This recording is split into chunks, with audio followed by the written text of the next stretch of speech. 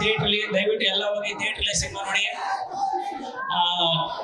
ಈ ಸಿನಿಮಾ ಎಲ್ಲರೂ ಕೇಳ್ತಿರ್ತಾರೆ ಯಾಕೆ ನೋಡ್ಬೇಕು, ಪ್ರತಿ ಸಲ ನಿಮ್ ಸಿನಿಮಾ ಯಾಕೆ ನೋಡ್ಬೇಕು ಯಾಕೆ ನೋಡ್ಬೇಕು ಅಂದ್ರೆ ನಮ್ ಸಿನಿಮಾದಲ್ಲಿ ಒಳ್ಳೆ ಎಂಟರ್ಟೈನ್ಮೆಂಟ್ ಇದೆ, ಅದಕ್ಕೆ ನೋಡ್ಬೇಕು ಅಂತ ನಾನು ಹೇಳ್ತೀನಿ. ಸರಿನಾ? ರಚಿತಾ ರಾಮ್ ಅವರಿದ್ದಾರೆ, ಇನ್ನೇನು ಬೇಕು ಸಿನಿಮಾದಲ್ಲಿ ಅಲ್ವಾ? ಅಲ್ವಾ? ಸತೀಶ್ ಅವರು ಇದ್ದಾರೆ, ಶಿವರಾಜ್ ಕೆ ಅವರು ಪೇಟರ್ ಇದ್ದಾರೆ, ನಾನಿದ್ದೀನಿ, ಪೂರ್ಣಚಂದ್ರ, ದಿಗಂತ್ ಅವರು. ಒಂದು ದೊಡ್ಡ ತಾರಕ ಇದೆ ಸಿನಿಮಾ ತುಂಬಾ. ದಯವಿಟ್ಟು ಬಂದು ಸಿನಿಮಾ ನೋಡಿ.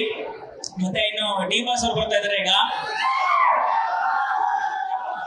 ಯಾರು ನೀವು ಹಾಸ್ಪಿಟ್ಲ್ ಹೋದ್ರೆ ಏನ್ ಹೇಳ್ತೀರಾ? ಈಗ ಒಬ್ರು ಹೋದ್ರೆ ನಾನು ಆ ಡಾಕ್ಟರ್ ಹತ್ರ ಹೋಗಿದ್ದೀನಿ, ನೀನ್ ಹೋಗು ವಾಸಿ ಆಗುತ್ತೆ ಅಂತ ಹೇಳ್ತೇನೆ ಅಲ್ವಾ?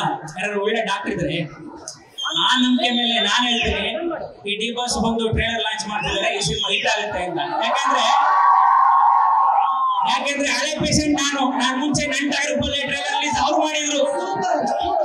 ಸೊ ಹಂಗೆ ನಾನು ಹೇಳ್ತಾ ಇದ್ದೀನಿ, ಅವ್ರು ಬಂದ್ರೆ ಟ್ರೇಲರ್ ಲಾಂಚ್ ಮಾಡಿದ್ರೆ ಸಿನಿಮಾ ಹಿಟ್ ಆಗುತ್ತೆ ಅಂತ.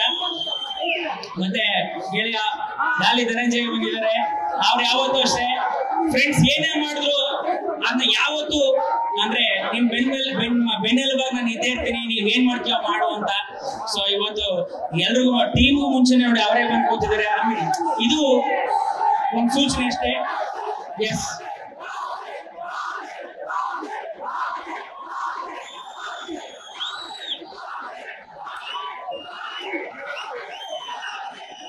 ಡಾಲಿ